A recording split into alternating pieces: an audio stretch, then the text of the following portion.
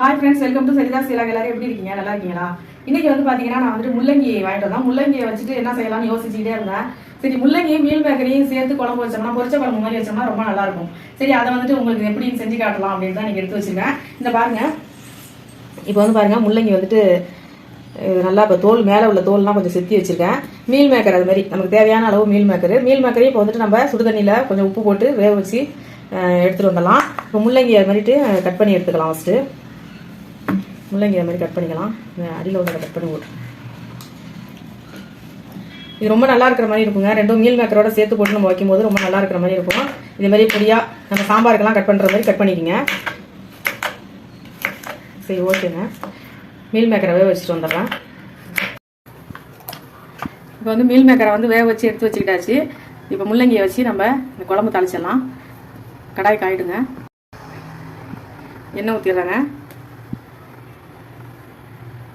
கடலை நான் தான் ஊற்றுறேன். எண்ணெய் காயிடும். சோம்பு வந்து நுணுக்கி வச்சுருக்கேன். சோம்பு போட்டுடலாம். கடுகு,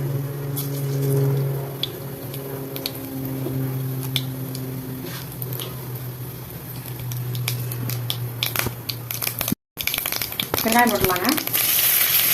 நான் பெரிய வெங்காயம் தான் அரிஞ்சு வச்சுருக்கேன். நீங்கள் சின்ன வெங்காயமாக இருந்தாக்கா இது மாதிரி வந்துட்டு நீட்டு வாட்டில் அரிஞ்சு போட்டுங்க. எதுவாக இருந்தாலும் ஓகே. வதங்கட்டும்.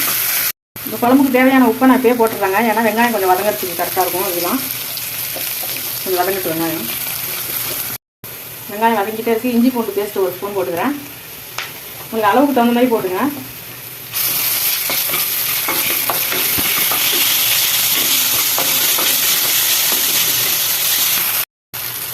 பச்சை மிளகா 2 பச்சை மிளகா இது உடச்சி வச்சுருக்கேன். அது போட்டுறேன்.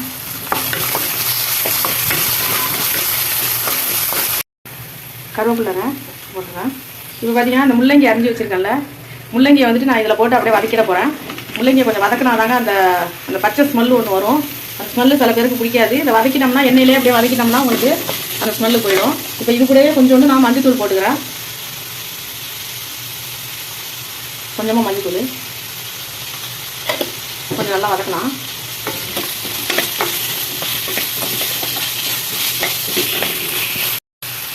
முள்ளங்கி பாருங்கள் ஓரளவுக்கு நல்லா வதங்கிடுச்சுங்க. இப்போ வந்து நான் 2 தக்காளி இது மாதிரி நான் பேஸ்ட்டாக அரைச்சி வச்சுருக்கேன். அதை ஊற்றிடலாம். அதே அளவு வதக்கலாம். இந்த தக்காளியை நீங்கள் கட் பண்ணி போடுற மாதிரி இருந்தால் கூட நீங்கள் போட்டுக்கலாம். ஏன்னா உங்களுக்கு வந்து இது மாதிரி நீங்கள் அரைச்சி எப்போதுமே ஊற்றினோம்னா கொஞ்சம் நல்லா குழம்பு வந்து கொஞ்சம் திக்னஸாக இருக்கும். அதுக்காக தான், மற்றபடி வேறு ஒன்றும் இல்லை. நீங்கள் அப்படியே நீங்கள் அரிஞ்சு போடுற மாதிரி இருந்தாலும் தக்காளி அப்படியே போடலாம். கொஞ்சம் வதங்கட்டும். தக்காளி ஓரளவுக்கு நல்லா வதங்கிடுச்சுங்க. பாருங்க, இப்போ வந்து நான் வீட்டில் அரைச்ச குழம்பு மிளகாத்தூள், இது மல்லி மிளகா எல்லாம் போட்டு அரைச்சி வச்சுருக்கோம்ல, வீட்டு குழம்பு மிளகாத்தூள். இது இல்லைனாக்கா நீங்கள் தனி மிளகாத்தூள், மல்லித்தூள், மஞ்சத்தூள் போட்டுக்கலாம். நான் இதை வந்துட்டு நான் ஒரு 2 ஸ்பூன் எடுத்துருக்கேன். குழம்புக்கு அளவுக்கு தகுந்த மாதிரி, உங்கள் அளவுக்கு தகுந்த மாதிரி நீங்கள் எடுத்துங்க.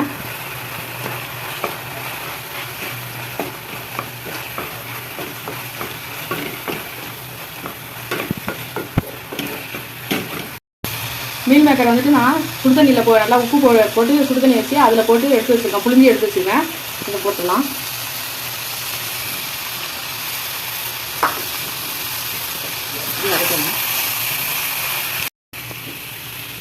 இப்போ குழம்புக்கு தேவையான நம்ம தண்ணி ஊற்றிடலாம்.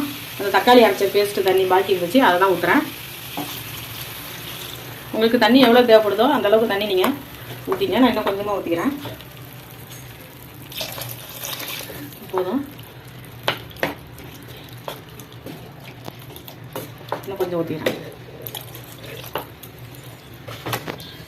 இப்போ நல்லா வந்துட்டு இதை கலக்கி விடுங்க. ஏன்னா மசாலா அங்கங்கே ஒட்டிகிட்டு இருக்கும். நல்லா கலக்கி விட்டுட்டு இப்போ மூடி போட்டு இந்த ஒரு 10 நிமிஷத்துக்கு நல்லா வந்து வேகட்டும். இந்த முள்ளங்கெல்லாம் நல்லா இப்போ வெந்து போயிடும். உங்களுக்கு இந்த மீல் மேக்கர்லேயும் உங்களுக்கு வந்துட்டு காரம் எல்லாம் வந்துட்டு உங்களுக்கு பிடிச்சிரும். நம்ம வந்துட்டு அப்படியே மூடி வச்சிடலாம்.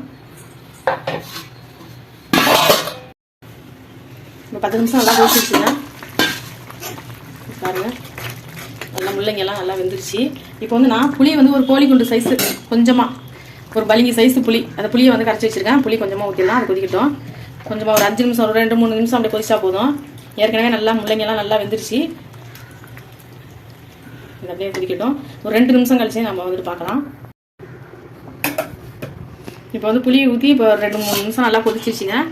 பாருங்கள், இப்போ வந்து நம்ம தேங்காவும் சோம்பையும் அரைச்சி வச்சுருக்கேன் பேஸ்ட்டு, அதை போட்டுடலாம். இது தேங்காய்லாம் போட்டு ரொம்ப நேரம்லாம் கொதிக்க வேணாங்க. கொஞ்சம் நேரம் சும்மா 1 நிமிஷம் 2 நிமிஷம் இருந்தாலே போதும். ஏன்னா தேங்காய் போட்டு ரொம்ப கொதிக்கக்கூடாது.